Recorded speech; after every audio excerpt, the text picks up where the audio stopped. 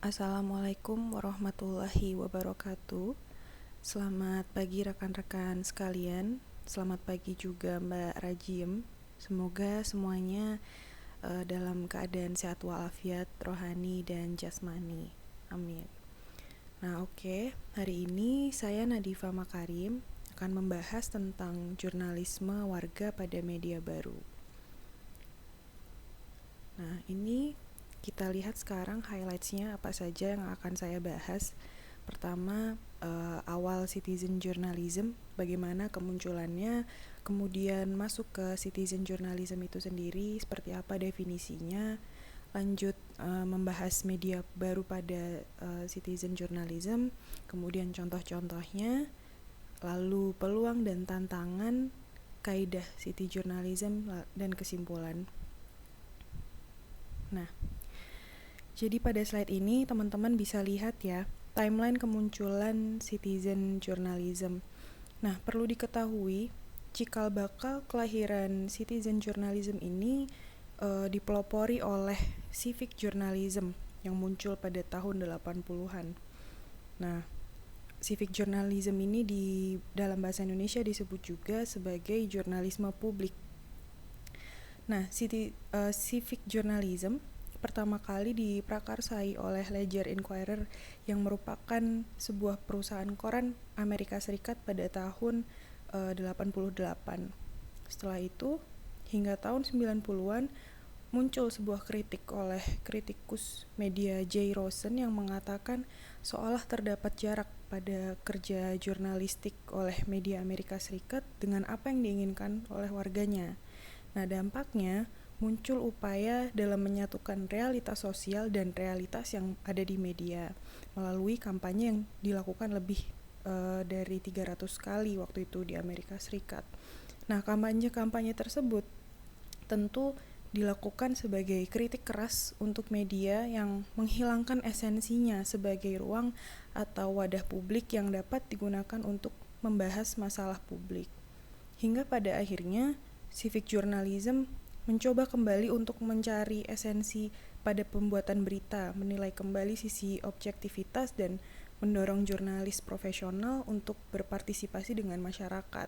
Nah, kemudian lahirlah citizen journalism di antara masyarakat sehingga diharapkan dapat mengisi kekosongan berita yang belum atau tidak diungkap oleh mainstream media. Seperti itu. Nah, lanjut. Ini definisi dari citizen journalism itu sendiri.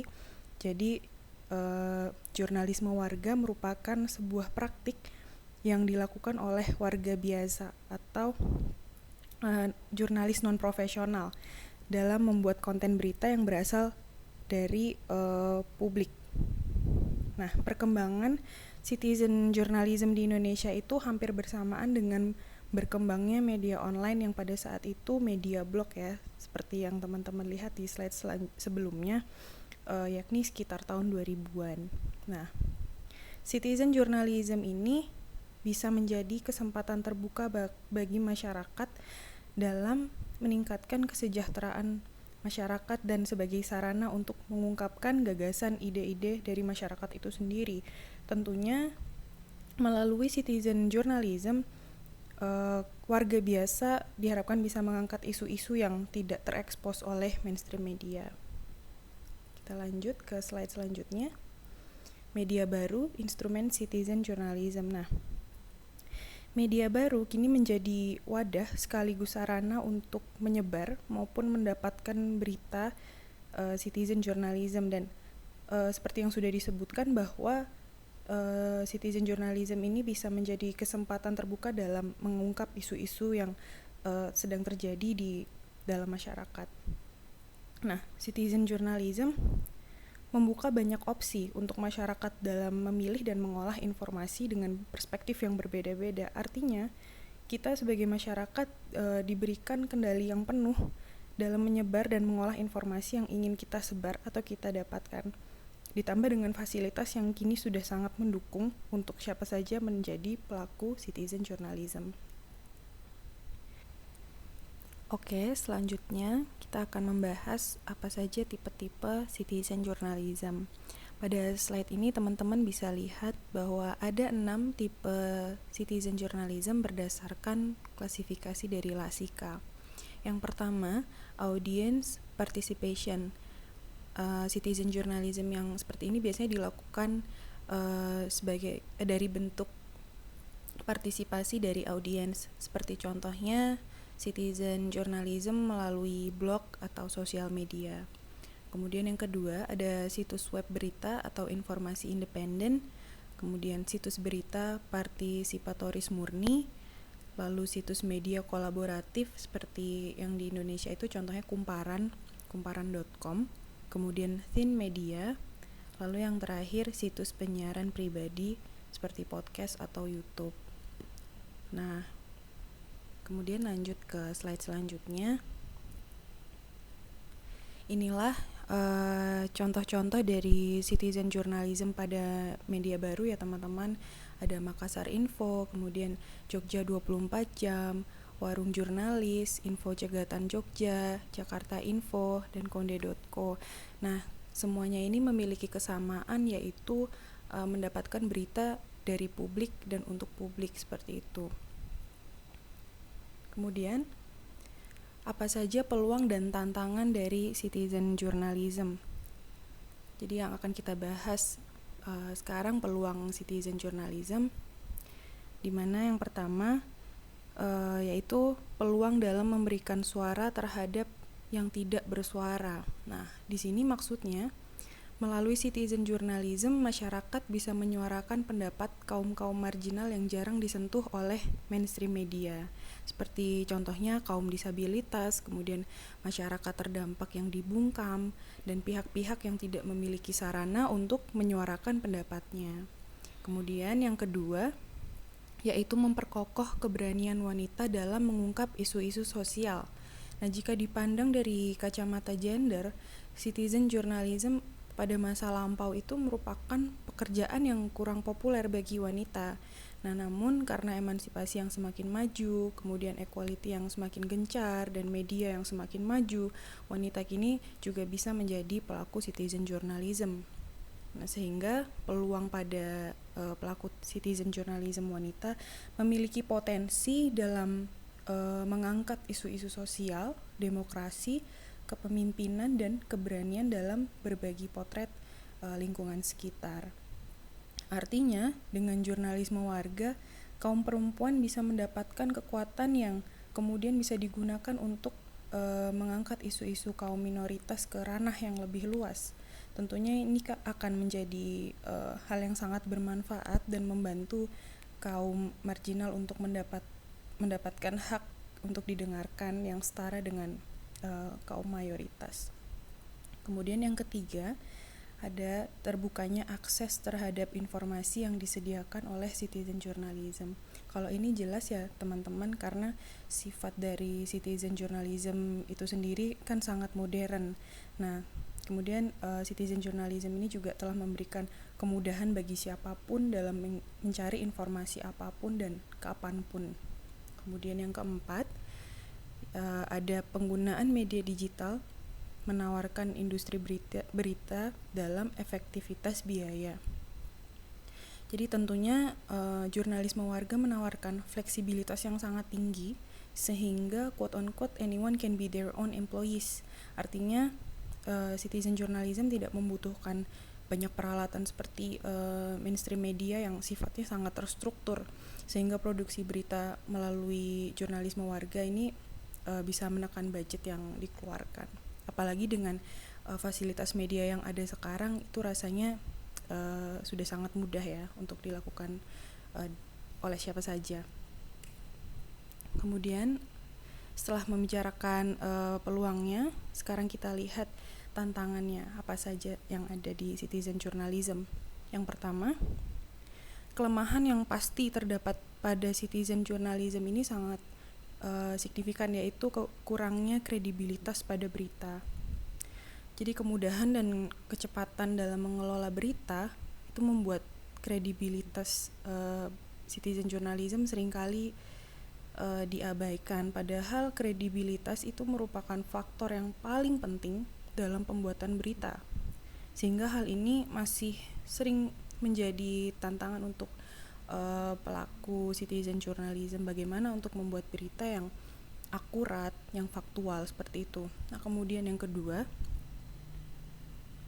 meskipun citizen journalism ini membuka akses untuk para pelakunya dalam mengangkat isu-isu kaum marginal, sayangnya untuk mempopulerkan isu-isu tersebut masih menjadi tantangan. Nah, seringkali isu-isu kaum minoritas diabaikan dan dianggap tidak penting oleh sebagian masyarakat karena ya dianggap bukan prioritas dan dianggap nggak memiliki urgensi yang terlalu penting. Nah, disinilah tantangan yang harus dilalui oleh jurnalisme warga untuk memboyong isu kaum minoritas ke masyarakat umum. Seperti itu. Kemudian yang ketiga, melihat kebebasan yang diberikan oleh citizen journalism, seringkali terjadi berita yang mengandung pernyataan yang belum tentu benar atau komentar yang sifatnya provokatif atau seperti hoax gitu ya teman-teman. Nah, sehingga hal ini sering menimbulkan perpecahan dan memunculkan konflik pada masyarakat. Nah, biasanya pelaku dari pembuat berita ini memang sengaja membuat berita seperti demi membuat sensasi seperti itu. Dan ini yang sebetulnya harus benar-benar dihindari ketika pelaku citizen journalism membuat berita seperti itu. Kemudian yang keempat atau yang terakhir, tantangan pelaku citizen journalism dalam meyakinkan pembacanya bahwa berita yang disebar merupakan berita yang faktual. Ini masih menjadi tantangan ya, karena bagaimana pelaku citizen journalism itu harus meyakinkan bahwa berita yang disebar itu benar adanya dan dapat dipertanggungjawabkan. Kenapa ini bisa terjadi? Karena banyaknya berita yang dilakukan oleh jurnalis non-profesional kemudian terkadang masyarakat itu mengalami kesulitan untuk mempercayai berita mana yang benar karena saking banyaknya gitu. Sehingga ini masih menjadi tantangan bagaimana citizen journalism bisa menyajikan berita yang bisa meyakinkan audiensnya bahwa berita ini benar adanya, sehingga menjadi berita yang bermanfaat dan tidak diabaikan. Nah, begitu teman-teman dari tantangan citizen journalism. Kemudian selanjutnya kita akan membahas bagaimana menjadi pelaku citizen journalism yang baik. Nah, di sini sebetulnya kaidah-kaidah citizen journalism ini mengacu pada kaidah-kaidah jurnalisme umum atau jurnalisme biasa yang dilakukan oleh kaum profesional. Namun pada citizen journalism ini kaidah-kaidahnya dimodifikasi agar lebih sesuai dengan pelakunya, kemudian instrumennya yang cenderung lebih bebas. Nah, di sini ada 10 kaidah citizen journalism. Yang pertama, penulis sebaiknya memiliki kemampuan yang baik dalam berbahasa sesuai EYD dengan menghindari penulisan yang salah sehingga tidak terjadi misinformasi. Kemudian yang kedua, penulis sebaiknya mampu mempertahankan akurasi dan berita yang disampaikan, itu sangat penting tentunya. Kemudian penulis juga harus bisa menyajikan data dan informasi yang lengkap. Kemudian berita yang disebar harus ditinjau kembali kebenarannya dan memastikan tidak ada yang salah. Kemudian yang kelima, penulis harus sanggup menjadi kritis dalam mengatasi suatu isu.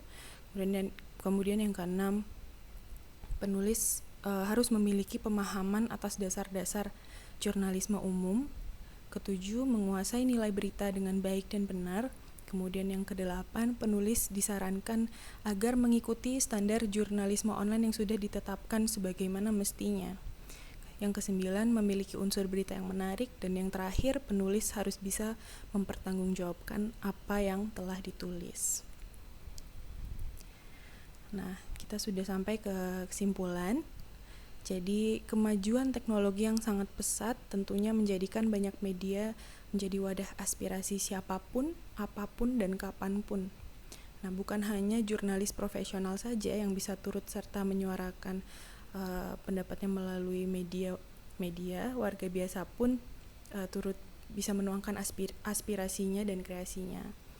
Nah, tentunya pelaku citizen journalism tetap harus mengindahkan prinsip-prinsip yang terdapat pada kaidah jurnalistik yang sudah saya sebutkan tadi agar dapat menciptakan informasi yang bermanfaat. Nah, seperti itu teman-teman. Saya ucapkan terima kasih atas perhatiannya. Sekarang mari kita mendiskusikan dan silahkan kalau ada yang mau bertanya langsung saja. Terima kasih. Wassalamualaikum warahmatullahi wabarakatuh.